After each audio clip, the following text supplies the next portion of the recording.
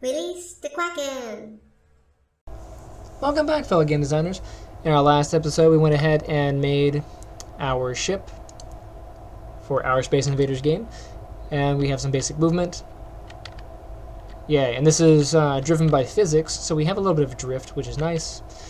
In this video, I want to go ahead and set up the weapon so that we can, fire it and all that good stuff. Let's go ahead and do that real quick. I'm going to right-click in here. Inside of my hierarchy, I'm going to create an empty, and I'm going to make a bullet. And right now it's invisible. I'll just go ahead and set its transforms. I'll go over to the transform here, just go down to right-click and then reset. So that's at 0. And then inside of my bullet, I'm going to give it a 3D object. And for now, I'm just going to do a sphere. It doesn't really matter what we put inside of this bullet, because we're going to change it out later.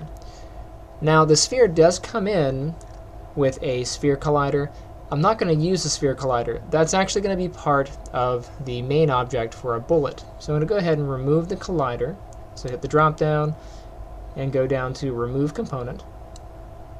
So now the sphere no longer has a collider. I'm going to add the collider to my bullet. So go ahead and select your bullet, add component, and let's do a sphere collider. And now let's go ahead and turn this into a prefab. So I'm going to go down to my assets here, right click on my assets, go up to create, and we'll do a folder. We'll call this prefabs, so prefab. I'll open that up. And this is where we're going to make all of our prefabs. So a prefab is just an object that we can reference to bring into our scene. But it doesn't have to already exist in our scene, which is kind of nice because when we go to fire our bullet, we don't want it to already be hanging out in the scene somewhere. That would just be an issue. So I'm going to take my bullet from my hierarchy. I'm just going to go ahead and drag it down into my prefabs folder. And now we get a prefab bullet. And you can see up here it's turned blue. I'm going to go ahead and select him from here. And I can press delete. So it's gone from here, but it still exists over here. And I can just drag in a bunch of bullets. And this is how we're going to spawn in the bullets when we fire them. We're going to call it from our prefabs folder. So again, just remove these from the scene. And while I'm in here, I'm going to also add my hero to my prefab list. So go ahead and drag him in as well. That way, if the hero dies at some point, it's easier to spawn it back. So now that I have these in place, let's go ahead and write some code. Jump down to my scripts. I'm going to right click in here and do a new create C# script. I'm going to call this bullet. And then I'm going to open it up. So when we fire our bullet, we need to know some things about the bullet and the type of movement it's going to have. So for our ship, we use physics to drive the motion. For our bullet, we're just going to use straight up translation, which means we don't have to add a rigid body, which is good. So go ahead and just make a new spot here. I'm going to do a private. This is going to be a float, and this is going to be called move speed. And I'm going to set that equal to 5. And then I'm going to come down to my update function right here, and I'm going to do transform.translate. Put a semicolon at the end of that. And then inside here, this is going to be how fast my bullet is going to move. So I don't need it to move in the x-axis, so it'll be 0 for the x. I don't want it to move in the y-axis, so I'll do 0 for the y. And then for the z-axis, I want it to move forward, so I'm going to do my move speed. And I need to multiply that by my frame rate, so time.delta time, like so. Go ahead and save that. Now let's hop over to our player. So inside the player, we need a reference to our bullet. So I'm going to go ahead and under my public section here, I'm going to make a new public. This is going to be a game object. I'm going to call it bullet, and then semicolon. Awesome. I'm going to scroll on down. And before the update function, but after our input function, I'm going to go to this empty spot here and make a little space. And this is going to be the fire bullet function. So fire bullet. This is going to be a void. So void fire bullet, parentheses, and then braces. And then inside here, we're just going to fire our bullet. We're going to use the instantiate function. So instantiate, and then parentheses, and then bullet, and then comma. And now it wants to know the position, so I'm going to say transform dot position, comma, and then the orientation of the bullet, which way it's facing. That's going to be a quaternion dot identity. That means it's going to take the current orientation of the object that our prefab is built in. So our prefab is basically built facing down the z-axis, so it's going to be facing z at 0. And then we're going to call this function inside of our movement script. So right up here, our last piece in our movement is our move left. So I'm going to go after our move left, but before my ending brace. I'll make a comment. I'll call this one fire bullet. Now I'm going to say if input dot get key down, and then whatever button you want to use to fire. This could be the mouse button, or it could be the space bar. I'm going to use key code dot space. And then if you want to use the mouse, you can do that as well. So I'm going to also go ahead and do an OR, and then I'll do input dot get mouse button down, and then parentheses. And then inside the parentheses, I need to specify the mouse button. So 0 is the left click. So I'm going to go ahead and just put that in there. And this will be my left click. And then all I need to do here is call the fire bullet function. So fire bullet. Go ahead and save it. Jump back in. And if we were to hit play at this point, we have our basic movement. And if I were to click or hit spacebar, something happens. But not what we want. Go to your console, and you can see we have some errors. Every time I click, it says, hey, the variable bullet for the hero has not been assigned. So I'm going to go up to my hero, go to my projects window here.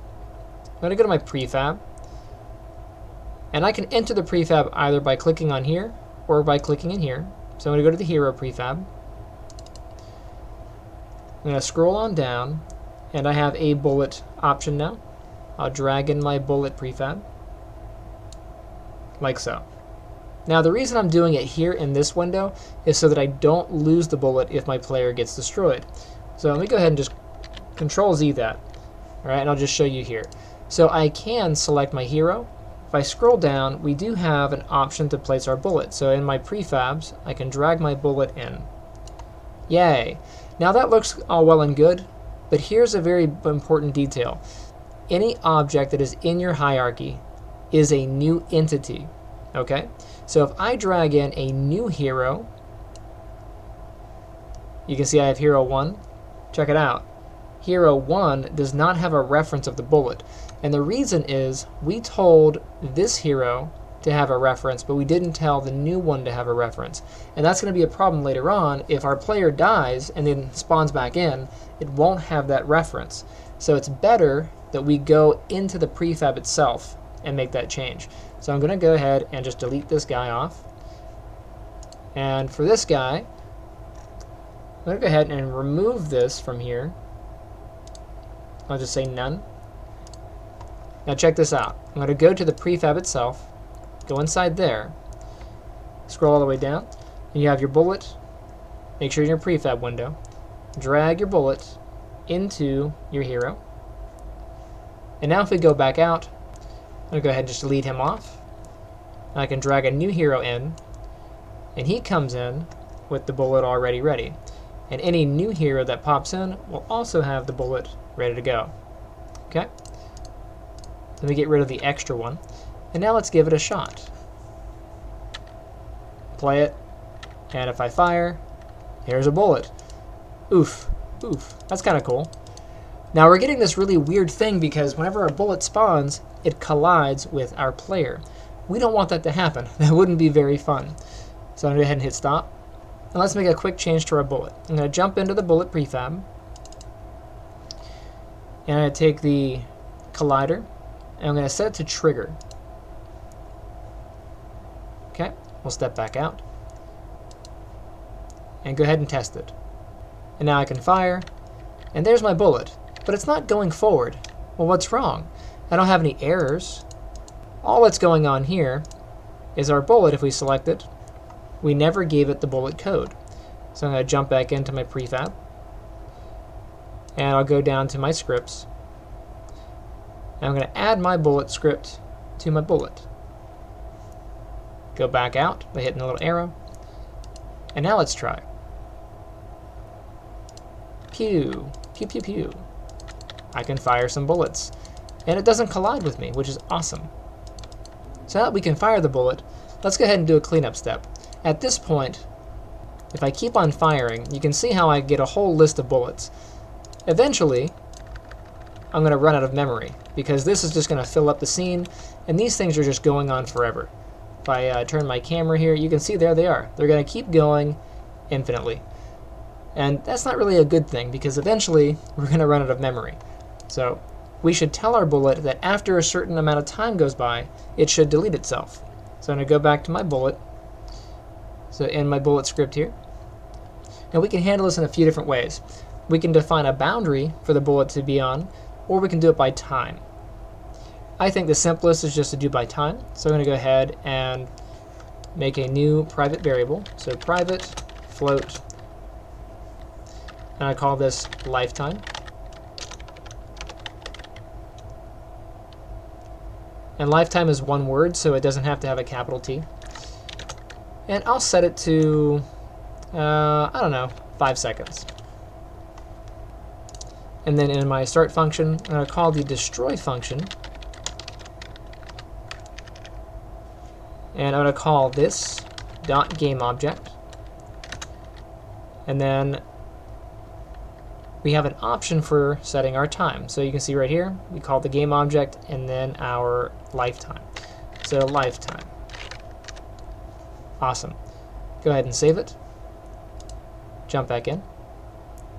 So I'll fire the bullet. And after about 5 seconds, it goes away. Awesome. Alright, so that's going to take care of this video. In the next one, we're going to set up our enemy and some damage for destroying the enemy. So stay tuned, and I shall see you next time. Hey guys, thank you for checking out my channel. Misty and I both thank you. If you enjoyed that video you just watched, make sure you hit that like button and subscribe. Or if you want to support the channel, check me out on Patreon or pick up one of my books, Life and Times of Dinah Marton or The Guardian's Path of Ascension. Speaking of which, I'm converting The Guardians into a graphic novel / comic book series. Here is a sneak peek. My wonderful artist, Patrick, is doing a great job. I'm excited. I want to push this out as soon as possible. So definitely keep your ears and eyes open for that. I'll be making announcements as we get closer, and I'll post some shots of that as we go. And if you want to follow me on social media, you can check me out on Twitter. I guess now it's X. Who does that? It's BruceRF1 at Twitter, or at whatever the new thing for Twitter is. Anyway, hopefully see you there, and I'll see you guys next time.